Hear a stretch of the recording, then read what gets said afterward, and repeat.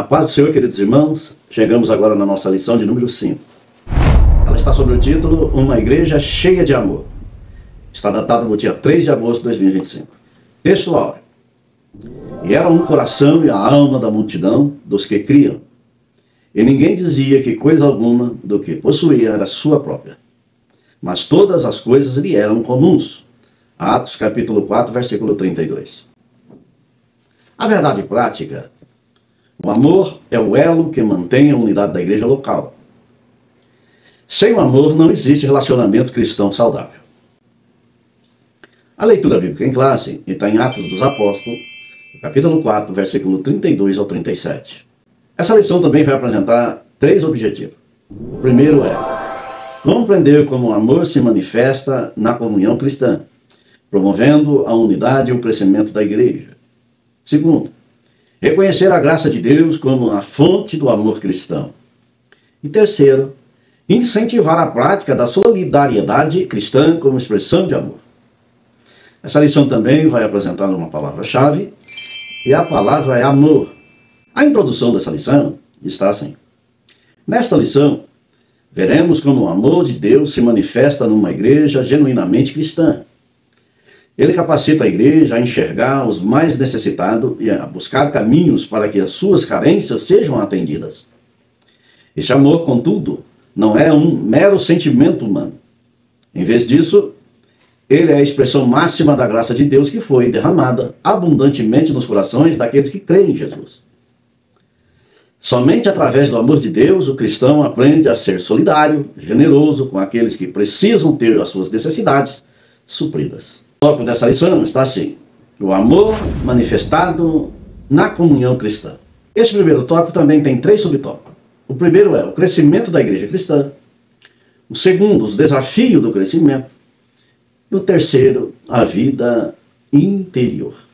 Antes de entrar por essa lição, queria chamar a atenção dos irmãos que nós temos a necessidade de que os irmãos possam compartilhar e também dar um joinha, dar um like e comentar. Comenta aqui. Deixa o teu comentário. Esse comentário nos ajuda muito. Ajuda nós a crescer mais, a buscar mais, a aprender mais. Os irmãos comentando estará nos ajudando. Nesta aula, irmãos, nós vamos aprender a respeito do amor. O amor a qual a Bíblia se refere é aquele amor ágape, né? Que é o amor sacrificial. É um tipo de amor que Deus tem pela humanidade, por nós, né? E espera de nós também ter o mesmo sentimento de amor um para com os outros. Esse amor que está registrado aqui no capítulo 4 e versículo 8 da primeira carta de João, que diz assim: quem não ama não conhece a Deus, porque Deus é amor. Esse amor aqui é o amor ágape. Deus, quando nos amou, nós nos encontrávamos como inimigo de Deus. E esse amor é sacrificial. Deus mandou o seu Filho para se oferecer como sacrifício por amor de nós. Por isso que no Evangelho de João, no capítulo 3, versículo 16, está escrito: porque Deus amou o mundo de tal maneira que deu seu Filho unigênito para que todo aquele que nele crê não pereça, mas tenha vida eterna. Aqui esse artigo, tal maneira, é um artigo indefinido. Não tem como calcular o tamanho que o amor de Deus foi para conosco e entregou o seu Filho por nós. E hoje vamos aprender nessa lição a respeito deste amor, qual Deus nos ensina a nos decidir a ter esse amor em nosso coração, que é um amor incondicional. Esse amor ágape não coloca condições, mas sim você ama incondicionalmente. Lá em Romanos, no capítulo 5, versículo 8, mas Deus prova o seu amor para conosco, em que Cristo morreu por nós, sendo nós ainda pecadores. Deus aqui dá a maior prova de amor para conosco. E também lá em João, no capítulo 3, versículo 34, um novo mandamento vos dou, que vos ameis uns aos outros, assim como eu vos amei, que também vos amei uns aos outros. Ele traz aqui um círculo sem fim, uma aliança entre o homem, Deus, e a igreja, e os irmãos, que possam estar unidos nesse amor, sem olhar diferença, defeitos, falhas, porque todos nós somos falhos, mas temos que amar um ao outro, mesmo estando falhos, pecadores, mas o amor tem que superar tudo isso, ser um amor sacrificial, se sacrificar pelo irmão, A lição bíblica vai nos ensinar a respeito disso. A Bíblia fala lá em Gálatas, no capítulo 5, versículo 22, vai mostrar ali o fruto do Espírito. E esse fruto do Espírito, ele traz, como a primeira qualidade do fruto, é o amor, é a caridade, que vai gerar as outras qualidades do fruto, que é para suportar uns aos outros em amor. Então entendemos aqui a respeito do amor ágape. E a Bíblia fala lá no 1 Pedro, no capítulo 4, versículo 8, acima de tudo, porém, tende amor intenso uns para com os outros, porque o amor cobre multidão de pecados. Você vê que a prática do amor entre os irmãos da igreja, no dia do arrebatamento, no dia que você partir para a vida eterna, esse amor praticado da terra, Deus vai encobrir multidões de pecados. Porque a gente nunca vai estar em qualidade de santo perfeito. Mas ainda seremos sempre falhos. Porque a graça de Deus manifesta, que é o amor de Deus, derramado por nós, é o que vai triunfar no juízo. Então, temos que viver em um amor constante, um para com os outros, para que a bênção e a graça de Deus se estenda ao nosso coração. O primeiro tópico da lição está assim: o amor manifestado na comunhão cristã. O primeiro subtópico, o crescimento da igreja cristã. O comentarista da lição colocou assim: nesse ponto de sua narrativa, Lucas se refere à igreja como a multidão dos que criam. Versículo 32 de referência.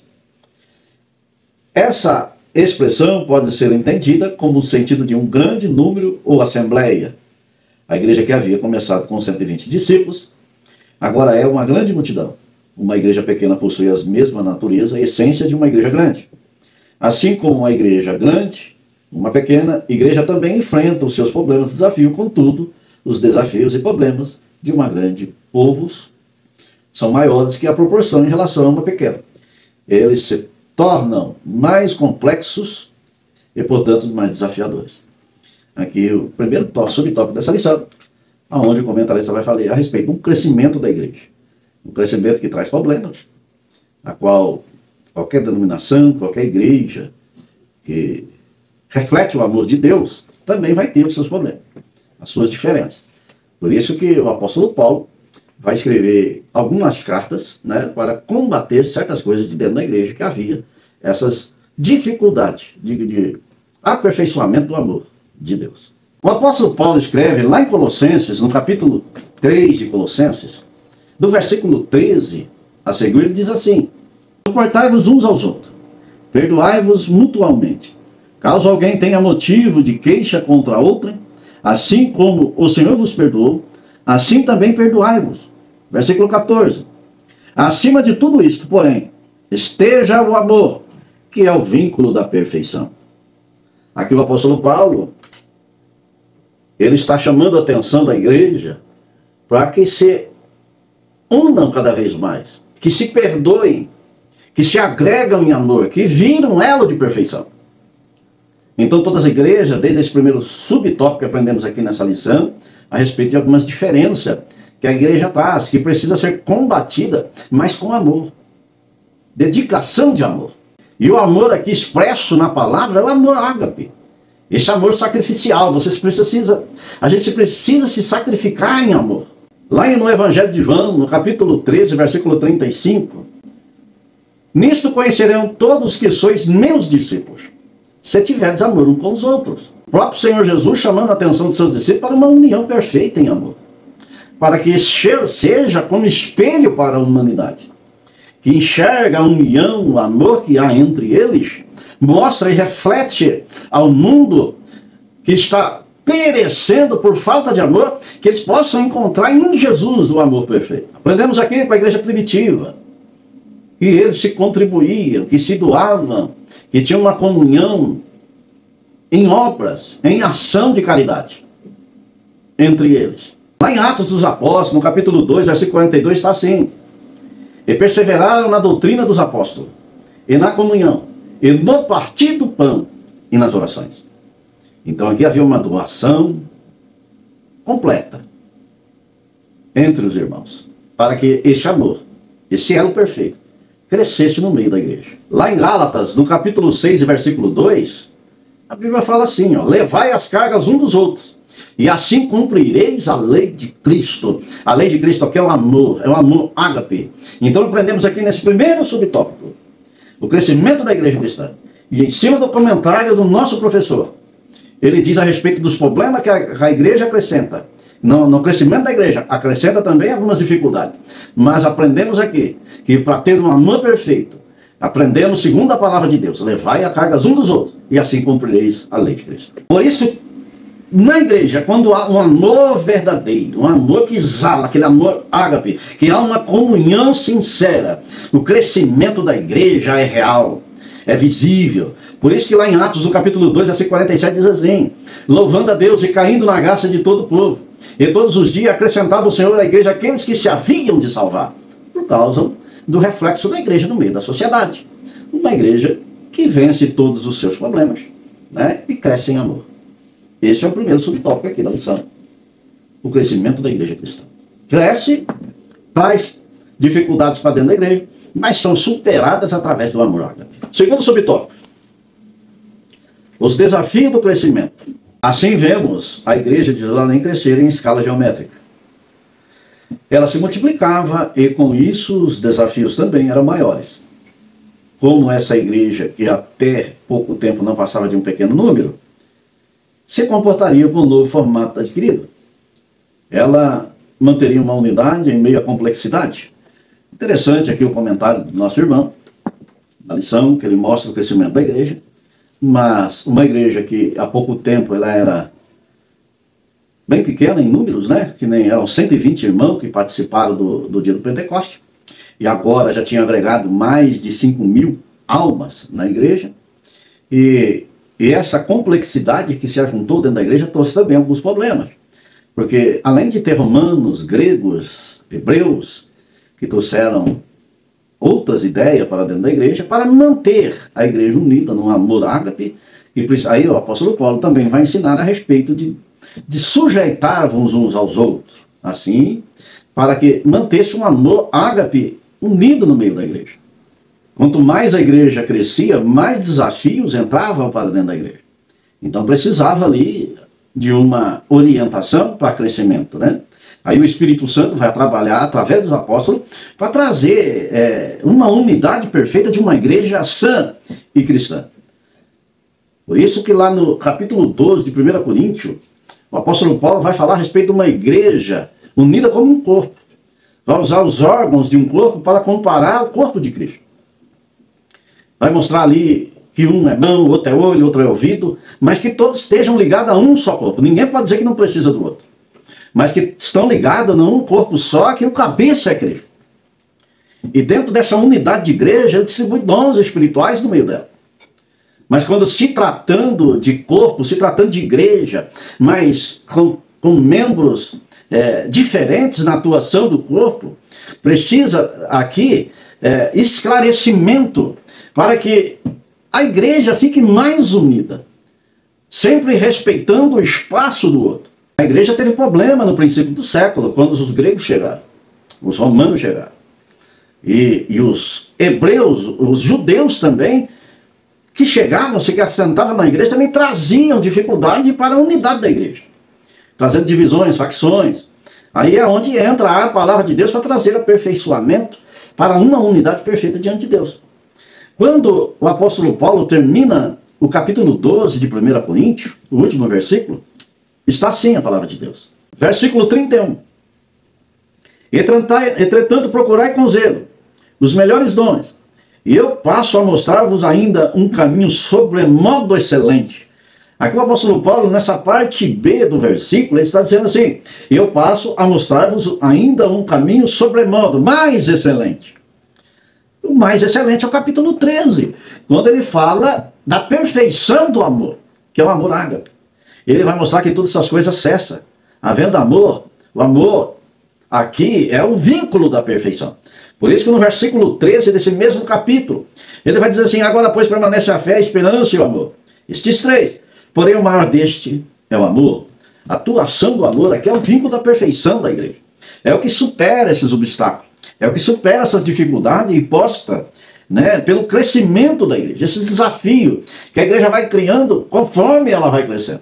E aprendemos aqui que através da palavra de Deus que vencemos todos esses obstáculos. Entendemos que o crescimento da igreja aumenta a diversidade de pessoas, opiniões diferentes, forma de ver o mundo diferente. Então traz essa complexidade no meio da igreja. Cria desafios que precisam ser superados. O amor cristão, então, precisa manter a unidade acima das diferenças. Em Efésios, no capítulo 4, versículo 3, esforcem-se para conservar a unidade do Espírito pelo vínculo da paz. Aqui o apóstolo Paulo chama a atenção para que a gente precisa se esforçar para aceitar um ao outro. Para que essa unidade seja preservada pelo Espírito do vínculo da paz. Lá em João, no capítulo 17, versículo 21, a fim de que todos sejam um, e como és tu, o Pai, e em mim e eu em ti, também sejam eles em nós, para que o mundo creia que tu me enviaste. Então Jesus chama a atenção de uma união perfeita. Assim como ele é unido com Deus e Deus com ele, assim a igreja seja unida com Cristo. Dentro de uma diversidade de etnia, de nacionalidade, de pessoas, mas que sejam unidas num só Deus, com um só amor, num vínculo, de um elo de um vínculo de perfeição. O apóstolo Paulo vai chamar a atenção para que possamos cuidar um dos outros. E seja feito isso com paciência, com perseverança, com alegria, com paz. Isso é o que a Bíblia nos ensina. Lá em 1 Pedro, no capítulo 2, versículo 2, como criança recém-nascida, desejem de coração o leite espiritual e puro, para que por meio dele cresçam para a salvação. Lá em 1 Tessalonicenses, capítulo 5, versículo 14.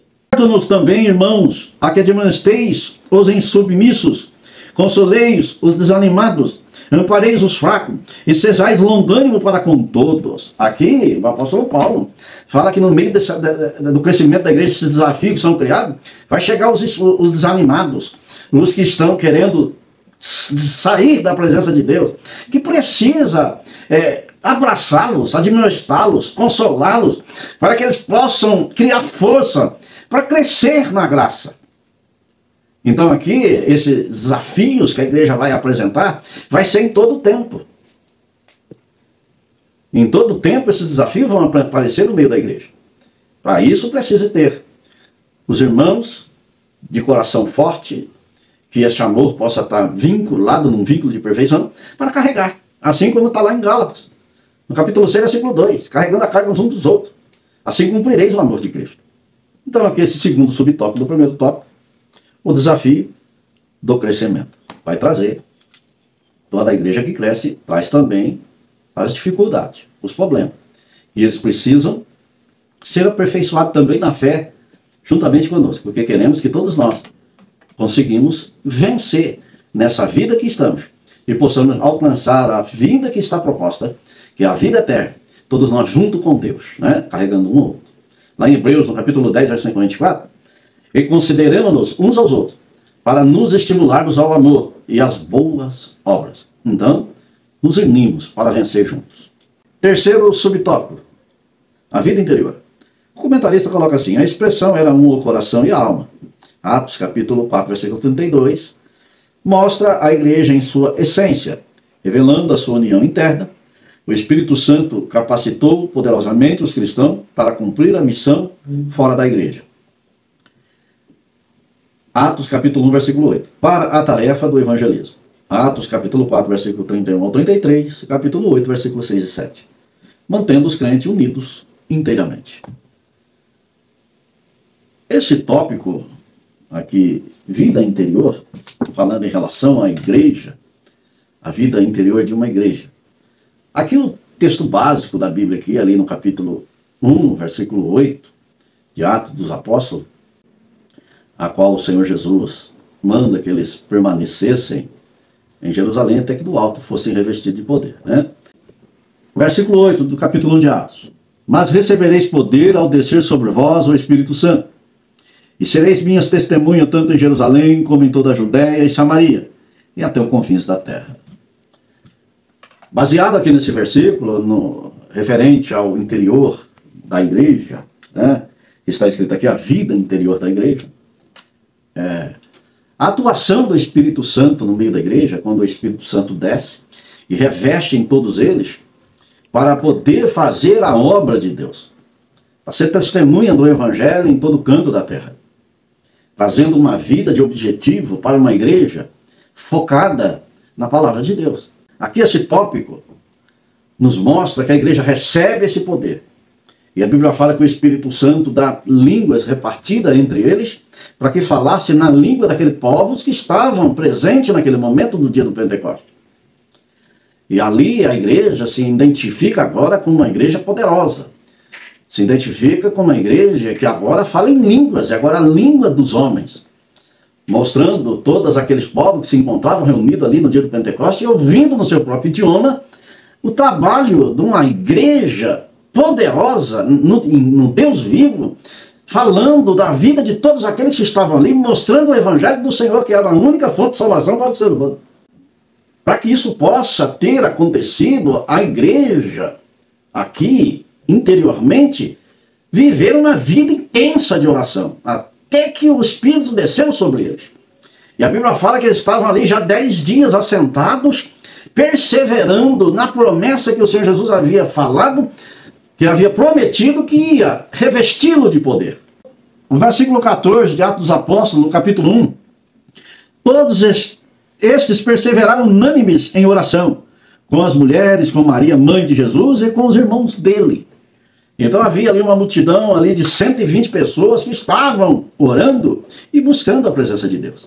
Então entendemos aqui que a vida interior de uma igreja é uma igreja que é cheia do Espírito Santo de Deus, que vive uma unidade perfeita, que traz o evangelismo como prioridade.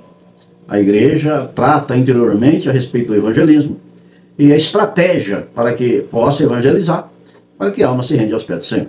Lá em Atos, no capítulo 2, versículo 42, capítulo 2 e versículo 42, e perseveraram na doutrina dos apóstolos, e na comunhão e no partir do pão, e nas orações.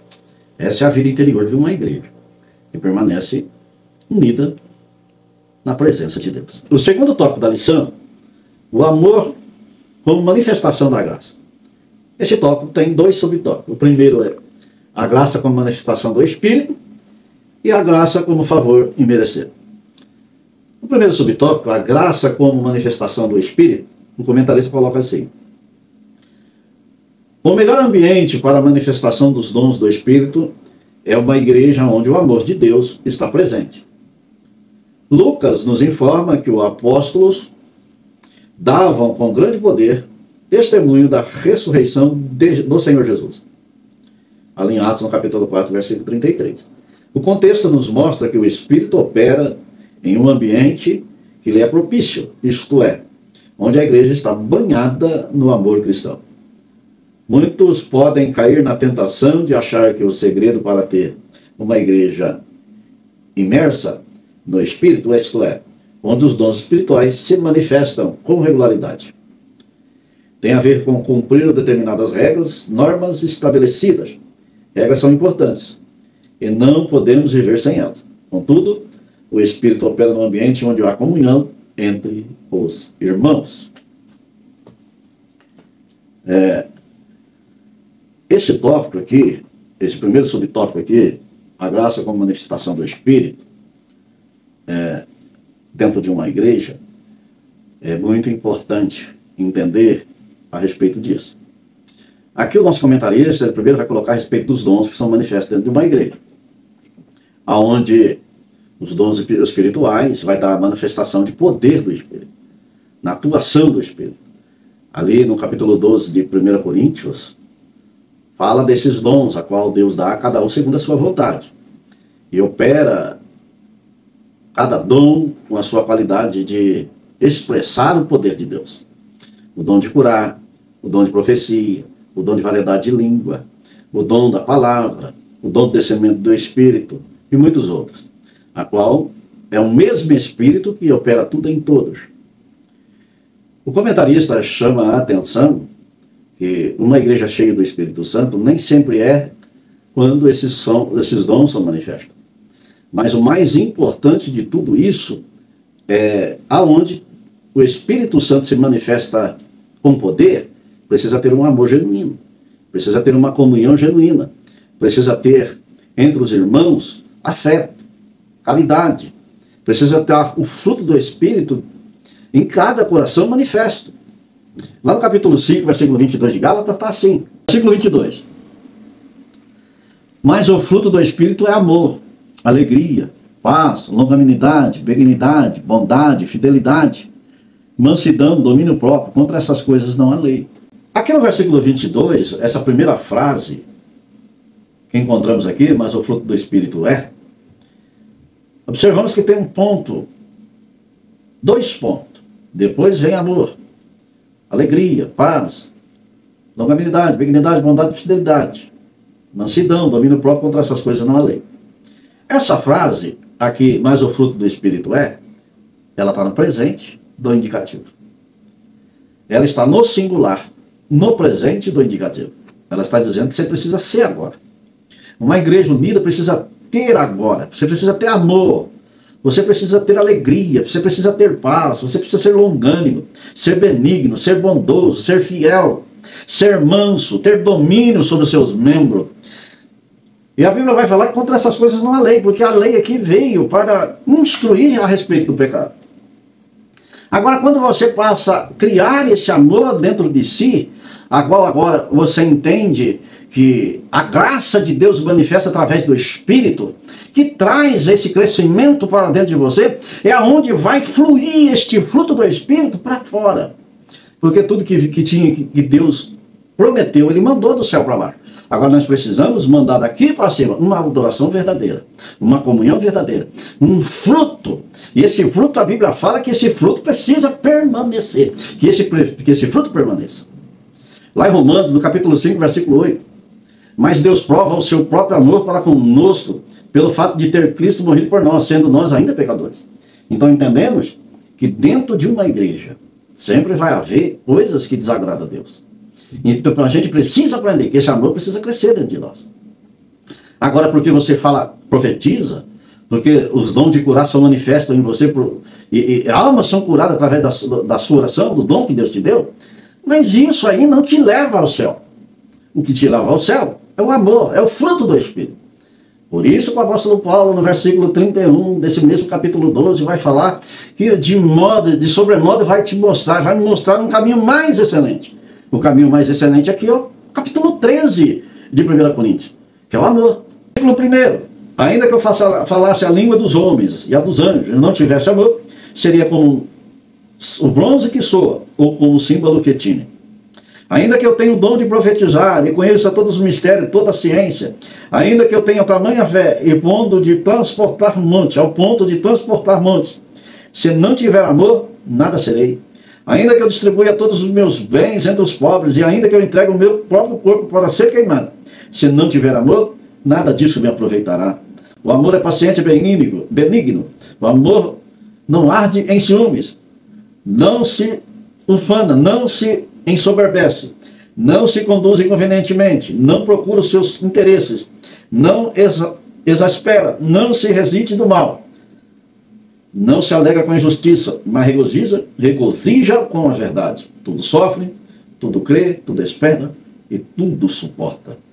O amor jamais acaba, mas havendo profecia desaparecerão, havendo línguas cessarão, havendo ciência passará, porque em parte conhecemos, em parte profetizamos. Quando, porém, vier o que é perfeito, então o que é em parte será aniquilado. Entendemos que o amor aqui, dentro desse primeiro subtópico do segundo tópico, o amor aqui é a comunhão perfeita dos irmãos.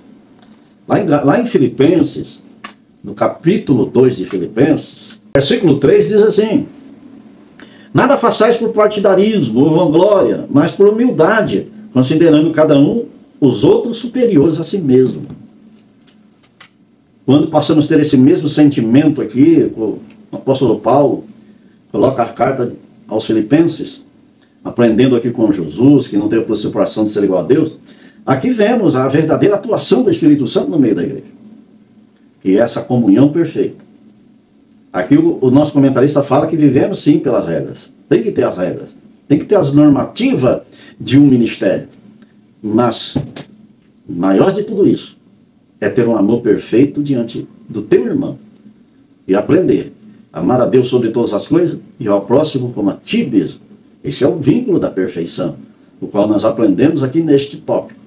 Porque muitos naquele dia vai chegar diante do Senhor Jesus, se colocando na presença dele, dizendo que fez muita coisa em nome de Jesus. Mas a resposta do nosso Senhor Jesus vai ser essa: apartai de mim, vós malditos, que praticais a iniquidade. Aqui o Senhor Jesus vai repreendê-lo, porque faltou essa perfeição que é o amor ágape na vida.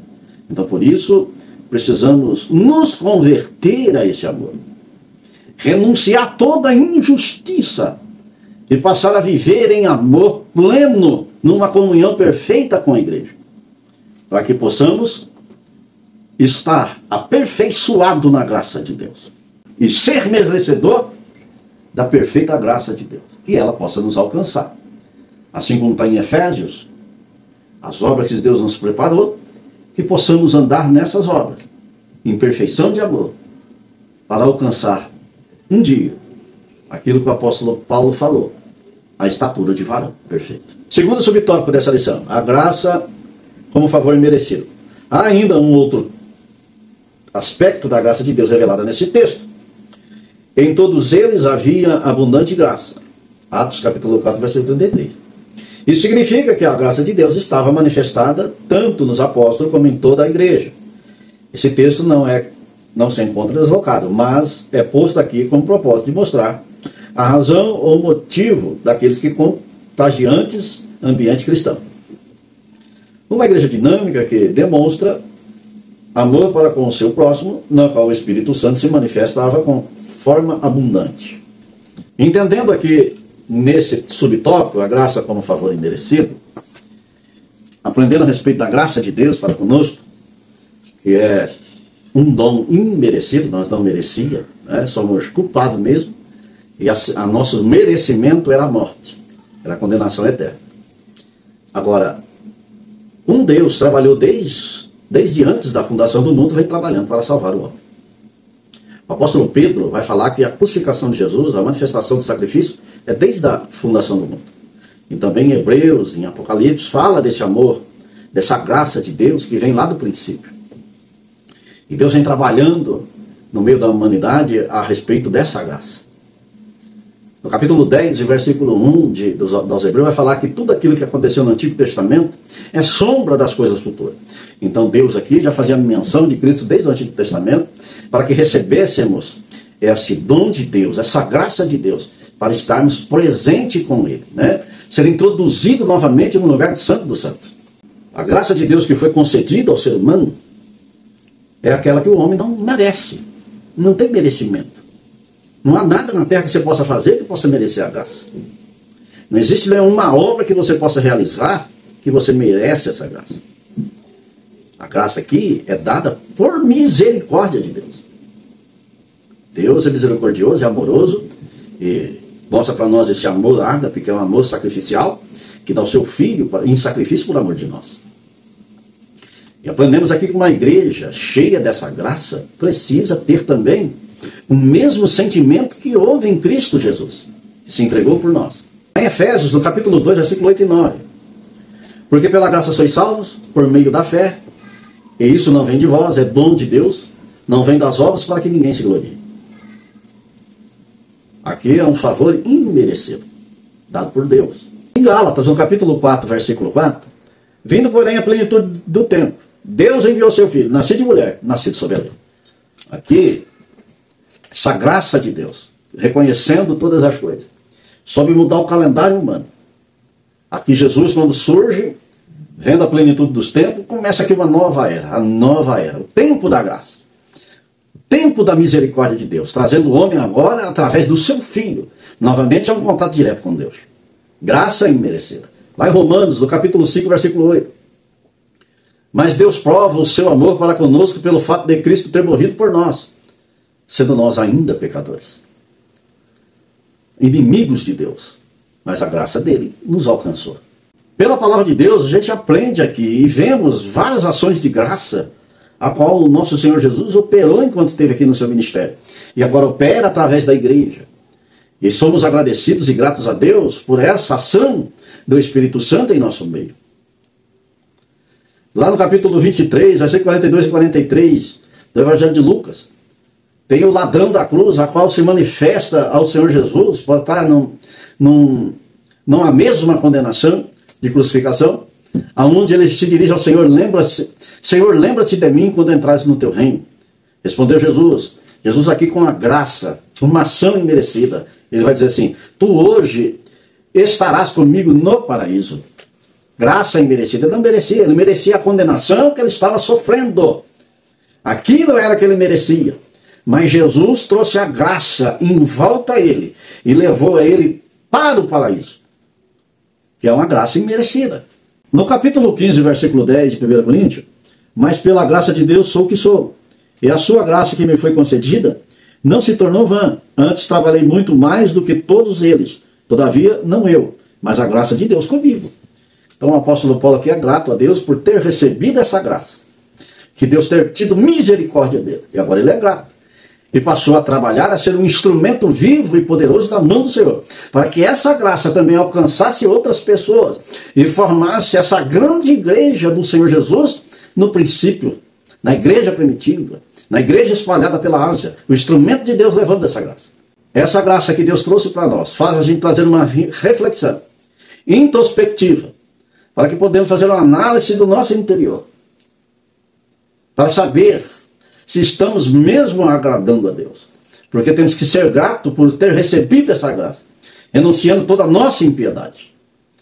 Lá em Tito, no capítulo 2, versículo 11 e 12. Portanto, a graça de Deus se manifestou, salvador a todos os homens, educando-nos para que, renegadas a impiedade e as paixões mundanas, e vivemos no presente século, sensata, justa e piedosamente. A graça nos alcançou. Agora precisamos nos adequar à palavra de Deus. Trazer os mandamentos de Jesus para dentro do nosso coração. Para manifestar cada vez mais em nós a misericórdia de Deus, que é a sua graça, que nos traz salvação. Lá no capítulo 5, versículo 1 e 2 de Romanos. Justificados, pois, mediante a fé, temos paz com Deus por meio do nosso Senhor Jesus Cristo. Versículo 2. Por intermédio que obtivemos igualmente o acesso pela fé a esta graça na qual estamos firmes e gloriamo-nos na esperança da glória de Deus. Então aqui neste tópico, a graça como favor imerecido. É Deus nos dando o que não merecemos. O que não merecemos? Salvação, perdão, adoção e vida eterna. Mas a graça nos alcança e nos traz vida eterna. Nos traz uma promessa explícita na tua palavra. Que um dia estaremos com ele para todo sempre. Através da sua graça e misericórdia para conosco. Terceiro tópico da lição, a manifestação do amor na solidariedade cristã. Este tópico também tem 3 subtópicos. O primeiro é a busca pela equidade, a propriedade e compartilhamento, e o terceiro e último, um exemplo da voluntariedade. O primeiro subtópico, a busca pela equidade. O dicionário Aurélio da língua portuguesa conceita a equidade como a disposição de reconhecer igualmente o direito de cada um. Assim, diferentemente da igualdade, a equidade não enxerga as pessoas como sendo todas iguais. E por isso busca a forma de ajustar o desequilíbrio entre elas. A equidade aqui é trazer as prioridades, né? A equidade é isso. Às vezes, numa fila de um hospital, chega uma pessoa mais necessidade, é passada na frente das outras, isso é equidade. Aqueles que chegaram primeiro, estavam mais tempo esperando, mas chega uma pessoa com mais necessidade de atendimento mais rápido, passa à frente, isso aí é uma equidade. Reconhecer a necessidade do outro. Agora, na igreja primitiva, os irmãos que iam agregando na igreja, nem todos tinham um poder aquisitivo de sobrevivência. Tinha os mais abastados e tinha também os pobres.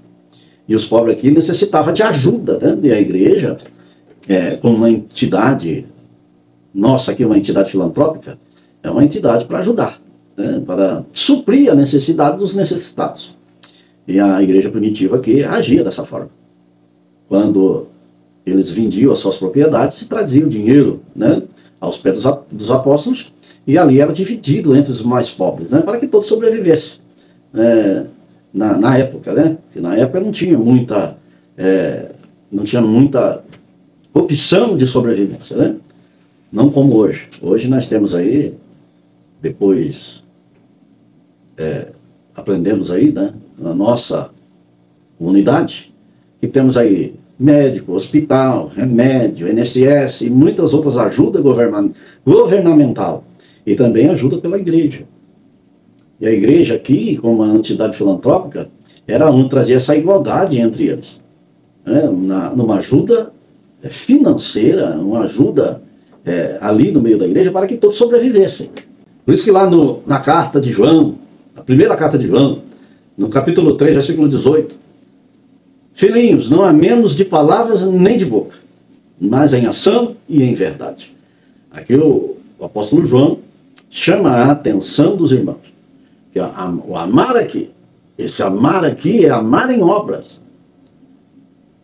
Realizar obras no meio da igreja. Ação, em verdade, suprindo as necessidades de todos aqueles que necessitam. O versículo 16 do mesmo capítulo, capítulo 3, da primeira carta de João, nisso conhecemos o amor, que Cristo deu a sua vida por nós, e nós devemos dar a vida pelos irmãos. Aqui é no sentido literal.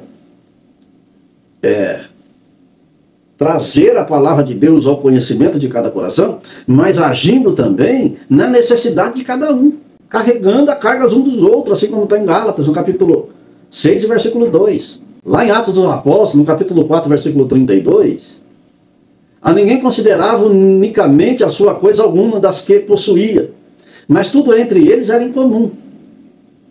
Estavam repartindo entre os irmãos para suprir a necessidade dos necessitados, trazendo para dentro da igreja para que vivessem não só um amor expresso em palavras, mas em ação, em obras. Lá em 2 Coríntios, no capítulo 8, versículo 13 e 14, não é para que os outros tenham alívio e vós sobrecarga, mas para que haja igualdade, suprindo a vossa abundância no presente, a falta daqueles, de modo que a abundância daqueles venha a suprir a vossa falta, e assim haja igualdade.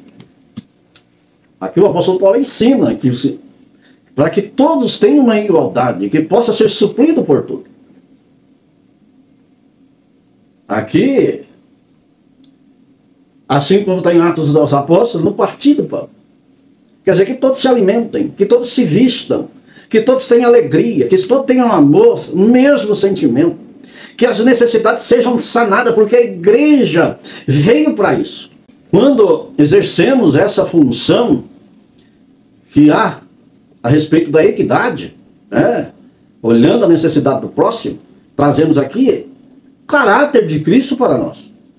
Cristo supriu todas as nossas necessidades, assim como está lá em Isaías, no capítulo 53. Tomou sobre si as nossas dores, as nossas enfermidades, os nossos pecados, e pagou o preço por nós. Temos que ter esse mesmo sentimento.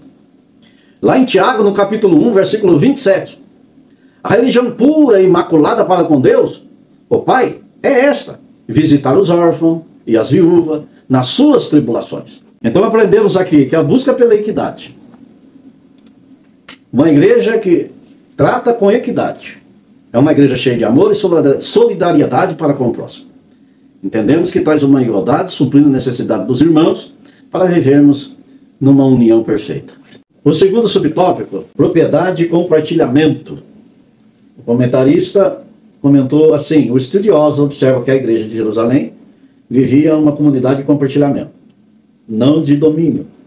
Os crentes mantinham as propriedades de seus bens, mas os disponibilizavam conforme a necessidade de cada um. Desse modo, eles compartilhavam tudo o que tinham. Isso pode ser observado com Maria, mãe de João Marcos. Ela também pertencia à igreja de Jerusalém, e em vez de vender a sua casa, pôs a serviço da igreja, transformando-a em uma casa de oração, onde a igreja se reunia. Então aprendemos aqui desse subtópico, propriedade e compartilhamento, aprendemos a respeito de uma ação voluntária dos irmãos da igreja, que compartilhavam os seus bens para o crescimento da igreja. Eles praticavam essa doação deles mesmos e de tudo que possuía para o crescimento da igreja. Aqui o comentarista coloca o exemplo de Maria, mãe de João Marcos, que está aqui no capítulo 12 de Atos dos Apóstolos, versículo 12, que está assim: considerando ele a sua situação, resolveu ir à casa de Maria, mãe de João, cognominado Marcos, onde muitas pessoas estavam congregadas e oravam. Maria, que compartilha onde era o seu lar, transformou numa congregação, onde os irmãos poderiam ir lá e orar, dobrar o seu joelho e orar, buscar a presença de Deus.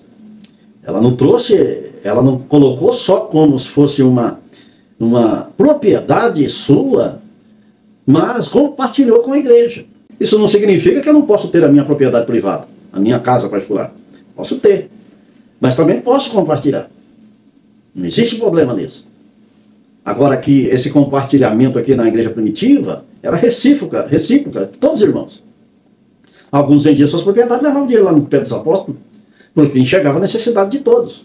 Aqui em 1 Timóteo, no capítulo 6, versículo 17 e 18, exorta aos ricos do presente século que não sejam orgulhosos, nem depositem as suas esperanças na estabilidade da riqueza, mas em Deus, que tudo nos proporciona ricamente para nosso aprazimento.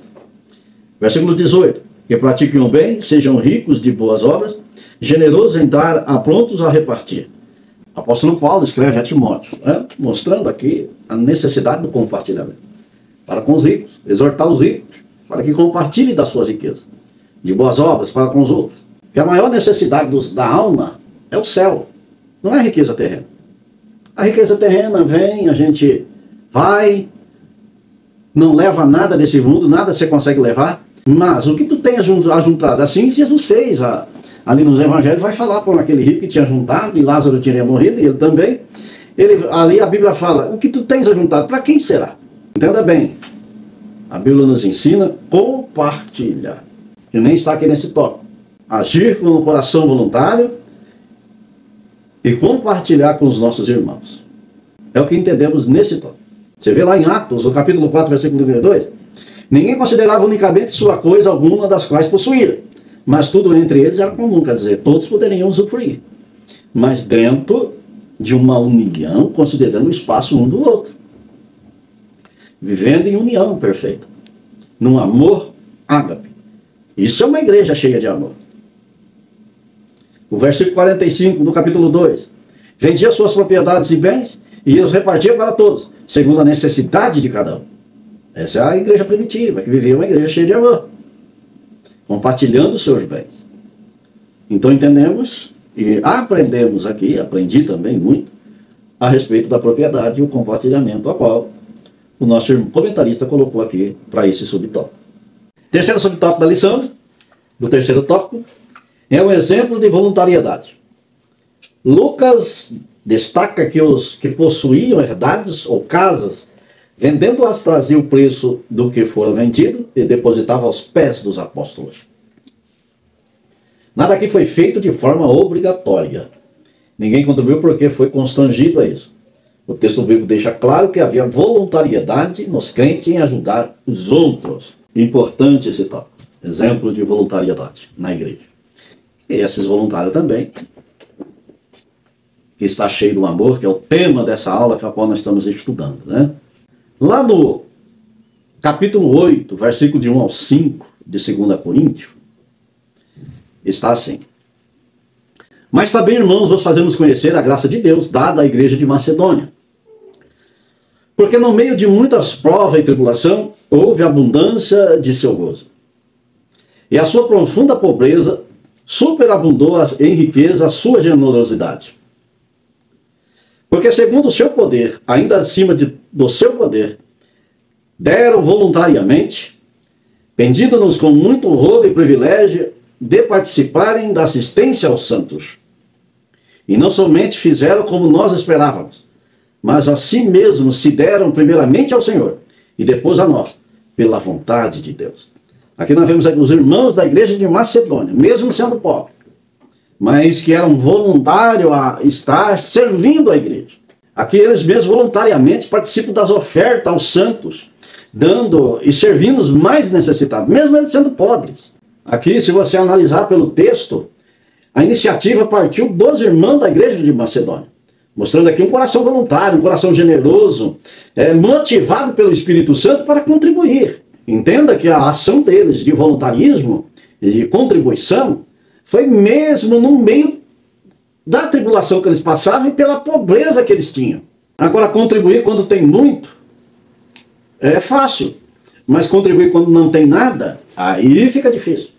Aí é ser verdadeiramente voluntário. E esses irmãos aqui da igreja de Macedônia, eles mostram um amor verdadeiro, um amor ágape, um amor semelhante ao amor de Deus. Entendemos aqui através dos nossos irmãos. Ofertar, servir, ajudar, contribuir. Aqui tudo tem que ser feito com alegria, não por obrigação. Assim como está lá em 2 Coríntios, no capítulo 9, e versículo 7. Cada um contribua segundo tiver proposto no seu coração, não com tristeza ou por necessidade, porque Deus ama o que dá com alegria. Quando você contribui, quando você oferta, quando você serve, quando você ajuda, tem que ser com alegria, tem que ser voluntário, tem que ser disposto, tem que colocar um sorriso no rosto e fazer tudo em nome de Jesus, para a glória do nome do Senhor. Então entendemos aqui nesse subtópico um exemplo de voluntariedade. Aprendemos aqui com a igreja de Macedônia, uma igreja onde tinha muitos irmãos com pouco poder aquisitivo, mas que mesmo assim pediu aos santos para que também participassem de toda a contribuição da igreja, para ajudar os pobres e os necessitados. Que Deus abençoe os irmãos. Uma igreja cheia de amor. Esse amor ágape é uma igreja que triunfa do juízo. Conclusão. Chegamos à conclusão de mais uma lição bíblica. Vimos como o amor de Deus, derramado aos corações da igreja primitiva, mobilizou os crentes a socorrer os mais necessitados. Isso aconteceu de forma voluntária, quando cada um, de acordo com as suas posses, se prontificava a dar do que lhe pertencia. Não há igreja cristã verdadeira sem essa identificação com o outro. Ninguém pode fechar os olhos diante da necessidade alheia, esse auto-intitular de cristão. O verdadeiro amor se realiza no atendimento da necessidade do próximo. Aprendemos aqui, irmãos, o verdadeiro amor, ele não está em palavras, mas também está em obras, está em ação. Você precisa expressar esse amor que está em Deus, em primeiro lugar, e depois em nós, e ao círculo da perfeição, mas expressá-los agindo em amor. O que nos agrega e nos enche e nos completa é esse amor expresso a cada um dos nossos irmãos da igreja, e até os que não estão na igreja, que possamos fazer caridade por onde nós passamos. Que Deus abençoe os irmãos. Vamos orar e agradecer a Deus. Grandioso e eterno Deus, Pai de bondade, Deus de misericórdia. Obrigado, Jesus, por mais essa aula.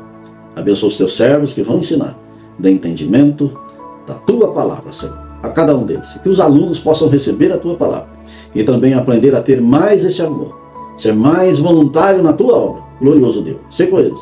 Assim eu te peço em teu nome, Jesus, para a glória do seu nome. Amém.